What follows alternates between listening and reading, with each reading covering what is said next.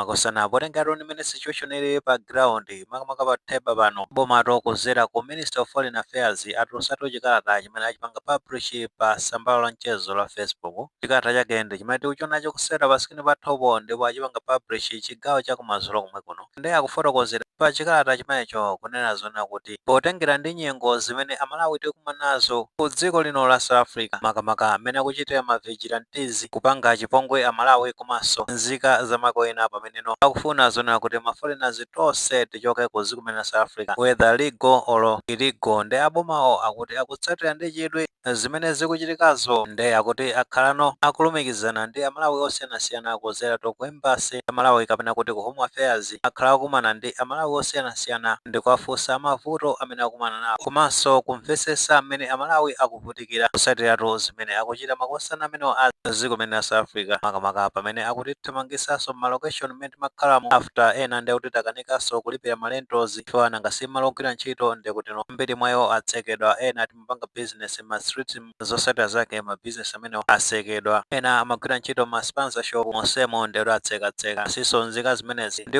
ulesi ndi kuti angulowaso kuba ona amene mashopo makamaka katundu umene abera magayizi amene ndi kuti anthu kuti apeze ndama malentos avuta kwambiri enanso mwina chifukwa cha hatred chabe ndi mucha mpakana akumafika poyatsa nyumba ngati imene zakhalira kuja ku Mosel Bay ku Western Cape titha kuonanso ka footage kameneko anthu kuti ndi kuti atulusidwa nyumba Nihambeni buye round 2 abathi fuck off apha abakagqibi hamba makorakora apha asisuva ngawo apha mabafutheke abafutheke umntu nenkazana yakhe la edangeni mabafutheke taona amene zakhalira pamene pa ndipo settlers zimenezi unduna umene wa Foreign Affairs akunena zona kuti office zawo Home Affairs kutengera ndi a Charles Nkhalamba amene mayankhulira Minister of Foreign Affairs akunena zona kuti magayizi ali pa ground kulumikizana komanso kuthandiza anthu amene akhuzidwa ndi ziwawa zimene magayizi amene akuchita ku dziko lino la South Africa titha kuonanso mmene anthu akuchitidwa chipongwe kamaka amene akutulusidwa nyumba amene timakhala tati tioneka footage aka kamene kakuonesa zona kuti anthu akusamusidwa mwa chipongwe ndi utangotuluka ndi mabagi kusiya zinthu zina mnyumba mmenemo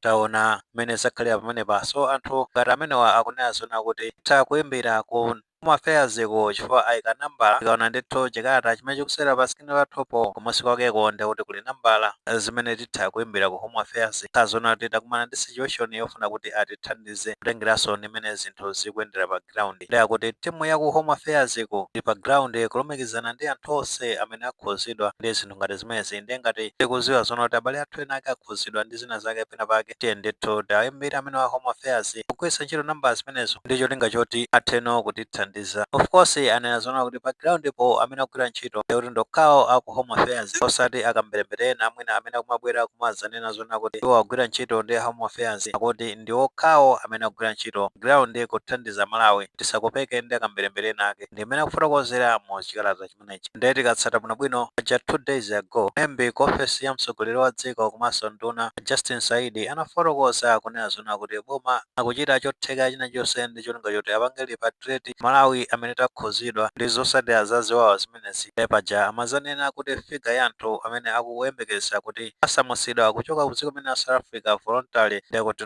akuwerengera kuti alipo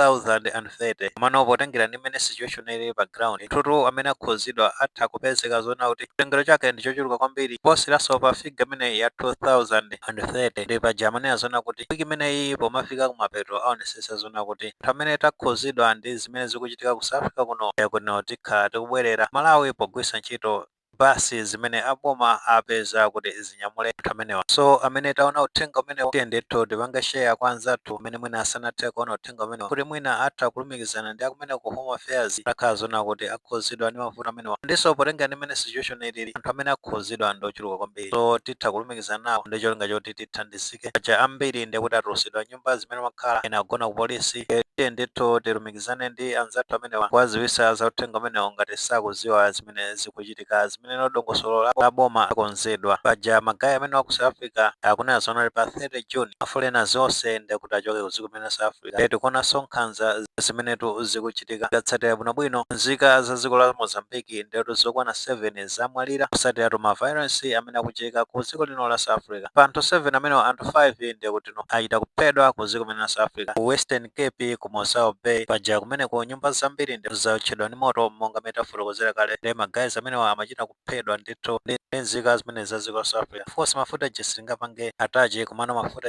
alipo ndithu mene nzika zimenezi amaziphera. Chifukwa cha malamulo a YouTube ndi kuti sitingapange atache mafuta amene zinthu zake zomvetsa chisoni kwambiri. Magayi achidzulo alibe umunthu pang'ono pomwe sawerenganso za moyo wa munthu akafuna kupha munthu. So out of anthu 7 anthu 5 ndi kuti amene aphedwawa, pameneno anthu 2 afa pamene amathawa kuthawatu ziwawa zimenezi ndi kuti amachita ngozi yoti mtoto anthu 7 aku Mozambique ndi amene amwalira chifukwa cha ziwawa zimenezi. Ndi tikatsata bwinobwinonso ziwawa zimenezi zikuona kuti zalowa ngati mu ethnic group umene zikukhalira. Paja kumeneko ndi kuti kwaphedwanso mnyamata yemwe dzina lake ndi Pamulo Sambo wa zaka 19 ndi kuti amupheranso chakumweko Mosao Bay ku Western Cape. Nkhani yake akuti iyeyo ndi mtundu wina, iyeyo mtundu wake ndi wachitsonga, chifukwa chake wabayidwa ndi kuphedwa kumeneko. Of course pali manarrative osiyanasiyana potengeranso ndi amene wayankhula ya polisi kumeneko. Apolisi akunena zona kuti mfana amenewo amafuna akatenge katundu wina wake mu shop ndi kumene aphedwako. Kumano makolo ake makamaka amayi ake a Pamulo akunena zona kuti anzake kamene anapita nako kumeneko akuti anakapanga spare chifukwa chona kuti anali mtundu wina, kumano uyu wawoyu anamupha chifukwa chona kuti anali wa mtundu wachikhodza. Takuonanso ka footage kameneko.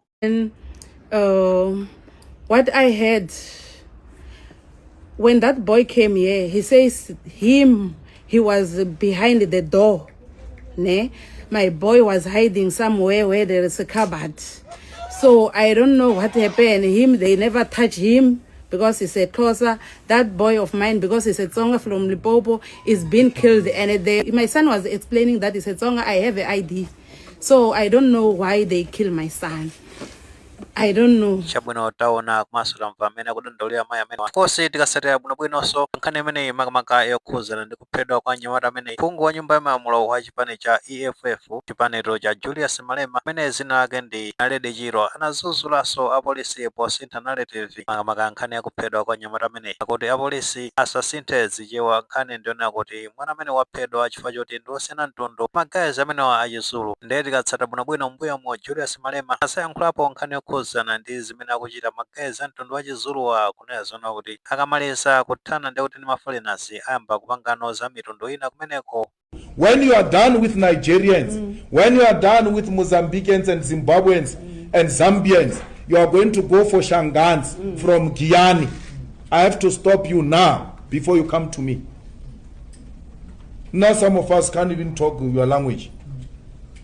They are going to ask us to make certain pronouncements in their language and we can't pronounce Wow. Back to Limpopo. We are going to be victims.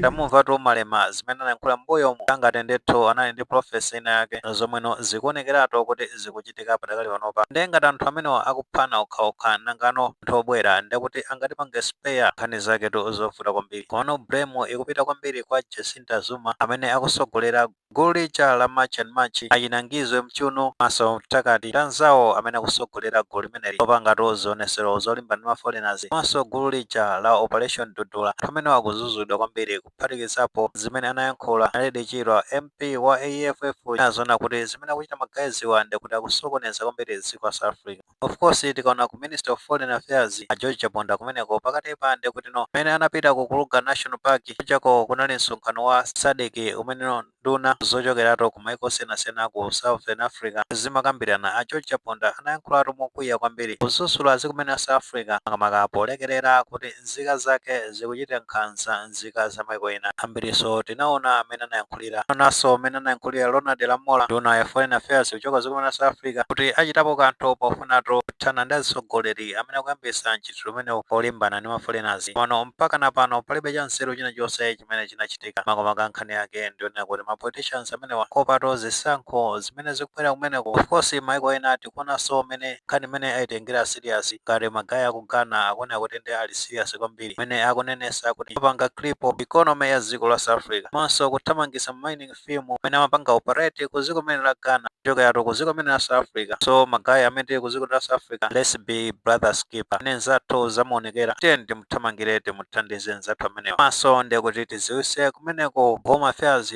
poyimbira namba zimene aperekazo ndicholinga choti anzathu amenewo alandire thandizo limene akufunikira kuti athandizidwe pamene tingathe kubwerera windo ndimene yaperekedwa atiyeni tibwerere tikayesenso ma chances ena kumuzi of course timaona magaya CHRR kusogozedwa ndi Michael Kayasa amabwera ndi suggestion kunazona kuti panzika zimene zili ku dziko limene la South Africa tikabwerera kumuzi tapezeka provision yoti anthu nkwapasa kapito cholinga choti ambe kuthamanga ziwiri zitatu imene proposal imene anabwera nayo kumene so tikabwerera kumuzi tikaonabe kuti tikhate kuthamanga motani kusiyana ndi kuluza moyo amene tikuona zona kuti tikupitirira kulimba ayendetto tikhate kuthamanga pa ground kuonanso kuti tikhate kuthamanga motani kamaka kwa amene tili ndi documentation yokhalira ku dziko limene la South Africa titha kutero maso tikuonesesa kuti safety yathu ili guarantee nazima kosana nkhani zake nimezi kuendera nkutheka tomwe ndi maganizo pa nkhani imene ngati maganizo amene alipo mutha kufotokoza comment section mumulemekezaso maganizo anzathu